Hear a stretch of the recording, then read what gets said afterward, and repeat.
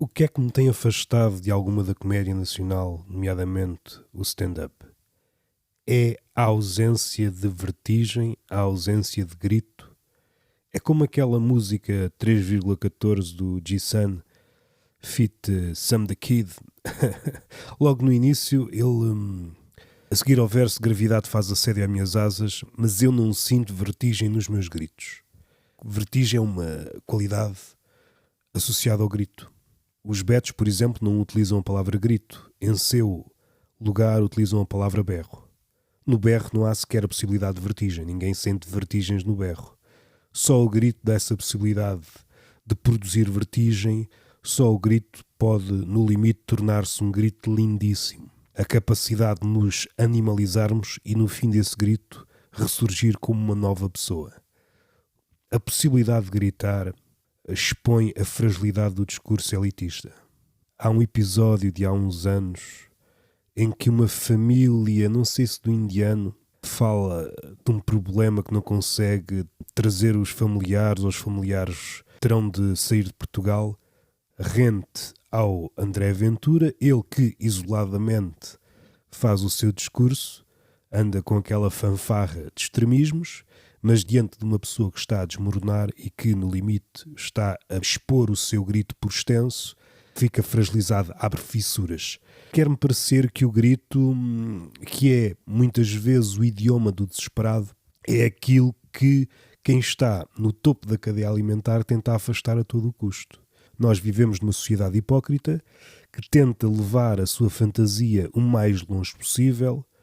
A nossa fantasia prospera nos arredores da nossa casa e se formos para o deserto do Saara, também queremos que a nossa fantasia nos acompanhe. A pior coisa que pode acontecer a uma pessoa dessas é dar de caras com a realidade.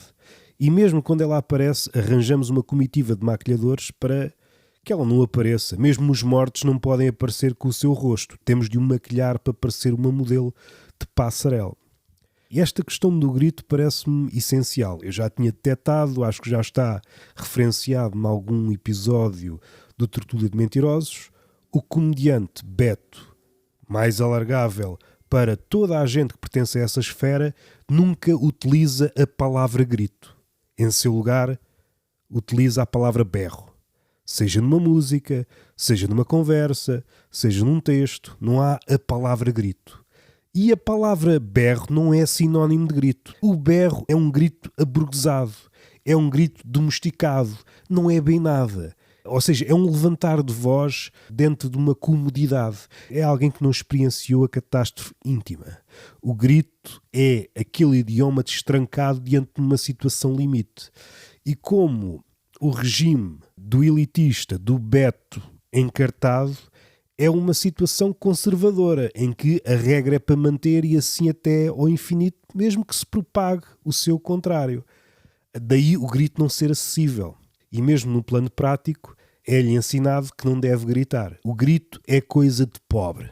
O grito é um dos marcadores, tal como a roupa é, daí que os pobres acorram para comprar as melhores marcas. Já vem do tempo de Salazar. Quem estava descalço era identificado, havia logo a separação das águas, começando de baixo. Nessa altura, tal como hoje, mas hoje com mais artimanha, não precisavam de olhar as pessoas de cima a baixo, bastava vistoriar os pés, e os pés era o bilhete de identidade.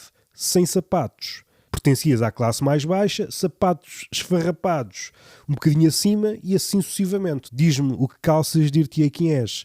Este é um ponto. O grito é decisivo para separar as águas. Quem grita pertence a uma classe ou a um conjunto de pessoas. Quem não grita revela o seu berço. Parece-me evidente. Mas o grito, a nível artístico, destranca muito mais coisas. O berro não destranca nada. O berro é uma festinha na porta. Se nós não temos a chave certa, usemos dinamite, usemos um pé de cabra, usemos toda a nossa fúria acumulada. O grito pode ser o primeiro arranque do desespero, mas pode ser o prelúdio ou o prefácio de uma raiva. São tudo coisas que são marcadores de uma classe mais baixa. Quem está em cima não tem necessidade de gritar, pois não lhe falta nada. Não é aconselhado a levantar o tom, é como se houvesse um tom certo para entoar a musiquinha do privilégio, e quem destoa desse tom revela, mais uma vez, a sua condição social. Os bárbaros falam em tons mais elevados, temos de nos ouvir, ambicionamos um pouco da mente que nos ouçam. Rapidamente torna-se uma corrida aos decibéis. Subimos para cima uns dos outros, cada um com o nosso refrão de pedinchão. Mas assim nos entretemos. Nós estamos sempre à procura de qualquer coisa, mas essa coisa não chega. No verso anterior, não sinto vertigem nos meus gritos, é como se o grito tivesse sido aburguesado, gentrificado, que me serve para aquilo que eu vou seguidamente dizer.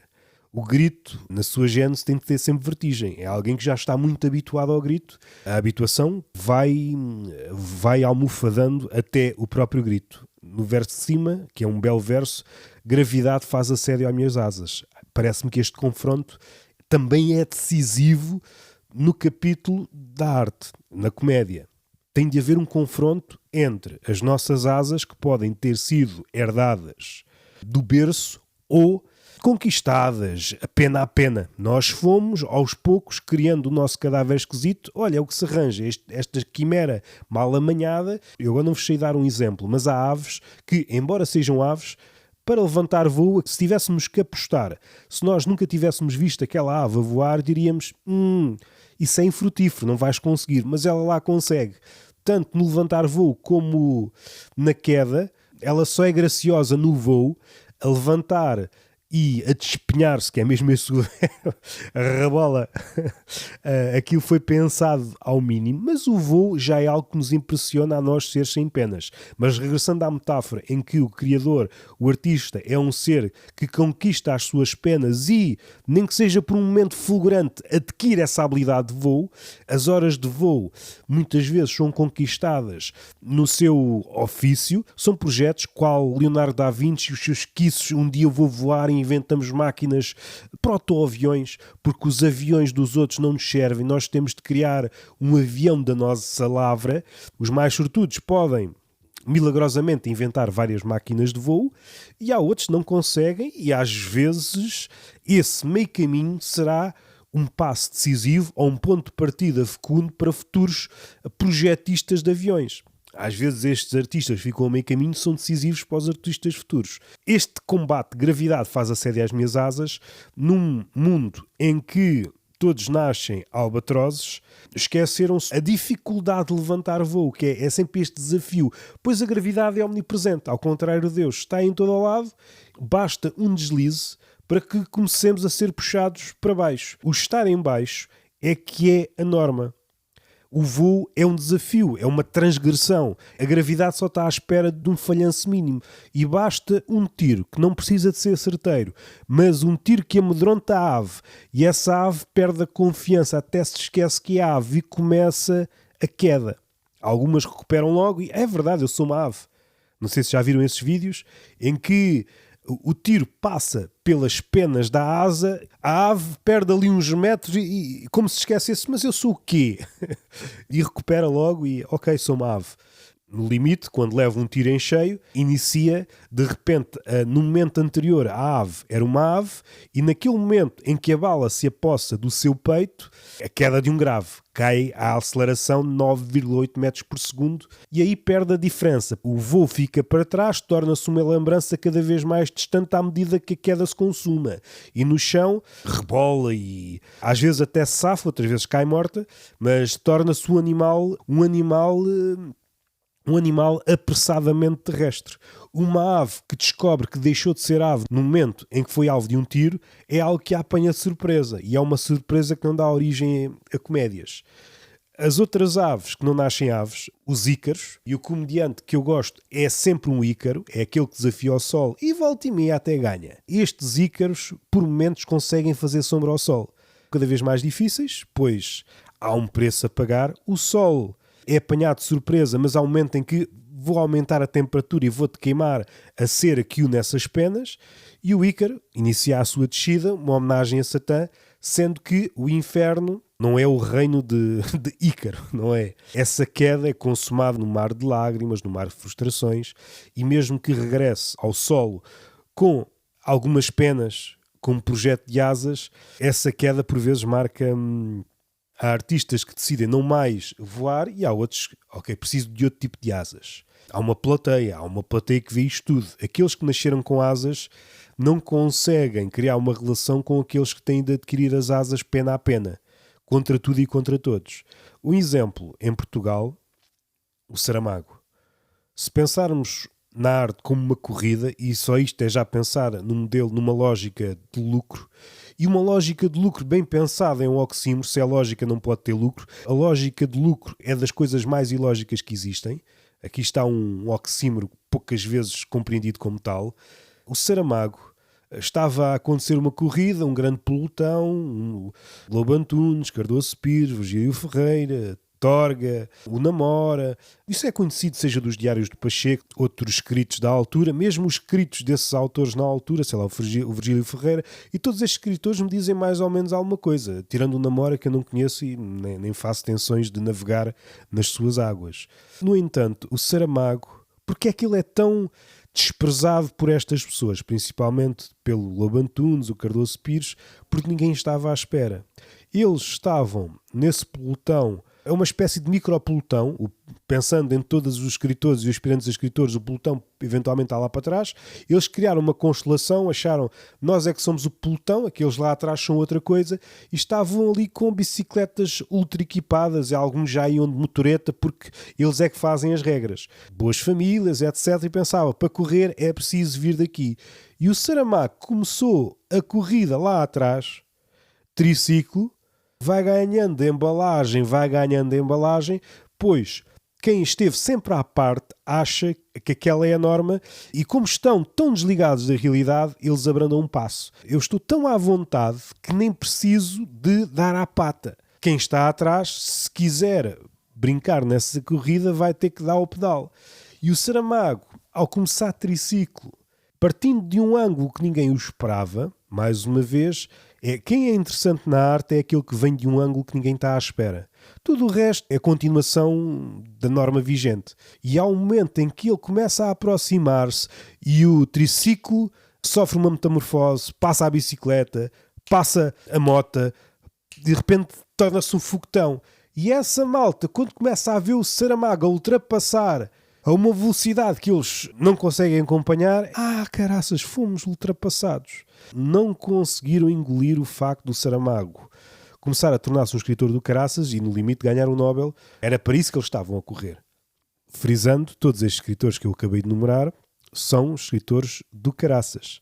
Só que eles convenceram-se que isso que estava feito. Compreendiam o jogo. A fome é uma cena do caraças. A fome faz com que um animal vindo do nada, um homem vindo de triciclo, consiga ultrapassar aqueles que tiveram acesso às melhores bicicletas. E é isso é que o pessoal descura. Regressando para o nosso caso, eu não sinto vertigem em quase nenhuma comédia atual em Portugal. Sinto que se pensa e escreve e atua com a realidade atrás nas costas, que me parece que é algo que se vai pagar bastante caro daqui em diante. O mundo está a tornar-se noutra coisa. O facto de nos termos abalançado para os territórios do entretenimento, esquecido a questão da arte, não procurarmos uma relação mais próxima com o mundo que está à nossa volta, com o presente, vamos pagar. Os vindores olharam para nós como estes gajos tiveram acesso a tanta coisa. Eram todos cegos, não viram aquilo que estava a acontecer. Costas voltadas para a realidade, isto é, como são reféns da bolha, e a bolha está protegida, tem ar-condicionado, tem boas provisões, tem acesso a tudo e do melhor, os mais recentes ópios, o último grito da fantasia, e eles acreditam que aquilo é o mundo. Aquela bolha é uma representação fidedigna do restante, mas enganam-se. Não lidam com a morte. Ao fazer de conta que a morte não existe, tudo perde a vertigem. O grito nem chega a brotar e é daí que o berro seja suficiente para exprimir seja o que for. O berro é a palavra a cochear, é dar de si. O grito acontece na arte quando o artista vai ao limite da palavra e dá-se conta que a palavra, apesar de muito afinada, é romba. E a palavra estilhaço dá origem ao grito. E é preciso que essa paisagem de grito seja assimilada por tudo o que está à volta, por todos os animais. É uma espécie de princesa da Disney macabra. Todos os animais se aproximam, mas para ver outra coisa. Porque aquilo nunca foi visto. E a partir daí, quando isso amaina, quando começamos a perceber as entranhas do grito, aí sim, a palavra entra de novo, agora com um novo fulgor. Agora sem nada a perder. O berro não dá nada. O berro, o que é um berro? O berro é uma palavra com enxumaços. Uma palavra com enxumaços é menos palavra. Uma palavra com enxumaços é uma palavra sem confiança em si própria. A língua também se tornou isso, é tudo enxumaços do politicamente correto, os enxumaços do prestígio, da reputação. Eu digo isto porque quando estiver com o outro, quer que ele recorde esta citação, que nunca é uma citação da sua lavra, é sempre um eco que ele foi respigar a uma boca cimeira. Nunca chegamos ao domínio do grito, nunca chegamos ao domínio da vertigem, nunca chegamos ao domínio da morte, nunca chegamos às portas do inferno. Utilizando a expressão de Herbert Weller, é sempre uma comédia sem inferno. Aquilo nem sei se chega a ser cinzas. Nós olhamos para aquilo, olhar para aquelas cinzas, nunca pensamos isto um dia foi fogo. E podemos remexer, podemos fazer uma mousse de cinzas, mas não conseguimos criar uma espécie de projeto Fênix. Se houve Fênix naquelas cinzas, ela não vai renascer. Aquilo foi a sua última morte. Esta comédia é uma comédia para cansados, pá. É uma comédia que não acredita em si própria, não tem qualquer ambição pela verdade, a verdade no sentido em que há um refrão que é entoado por todos. Se calhar importa perceber os labirintos de quem é que está a dizer. O Minotauro, que está no centro do labirinto, já está entediado. Epá, estou farto das vossas lenga-lengas.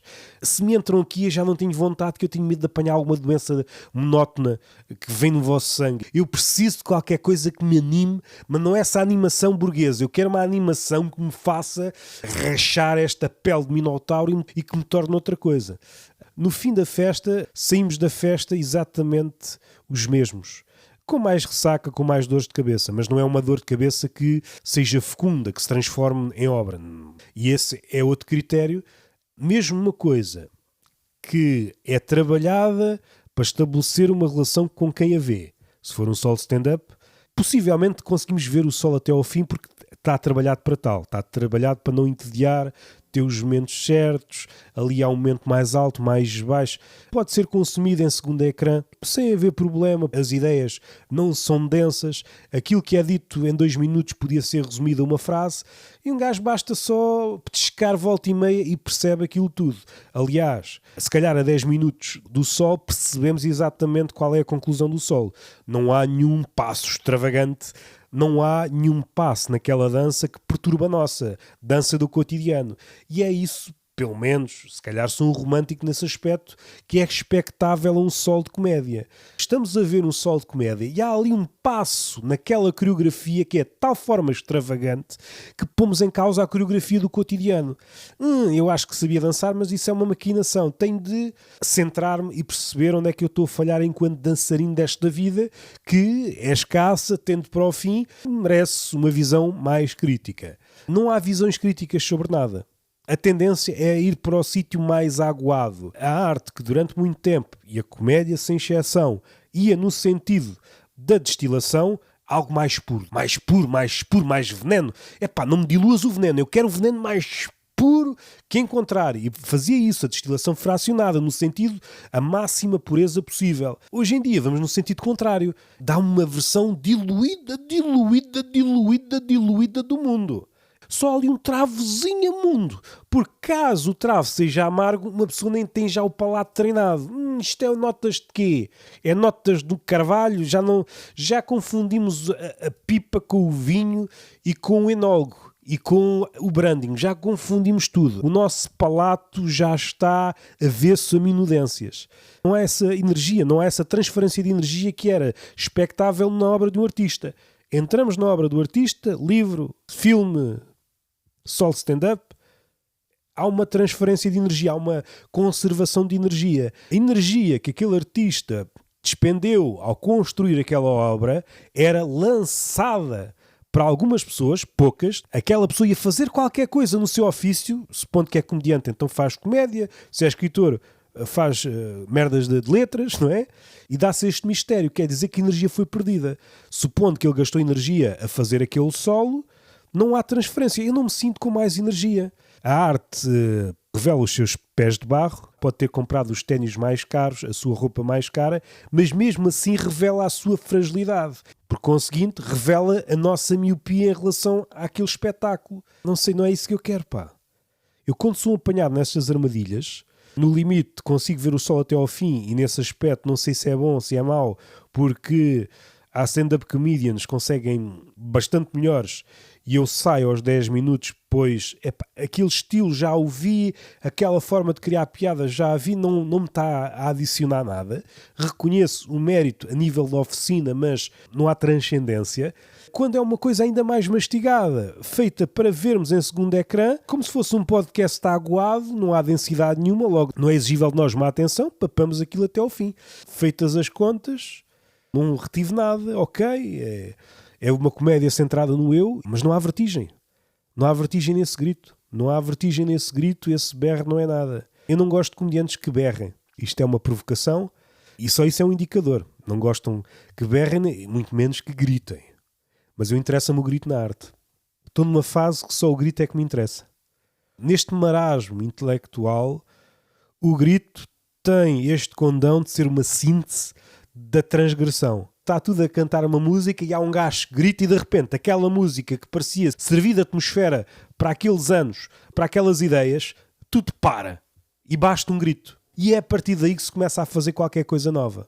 Parece-me que essa audácia anda desaparecida, anda a monte.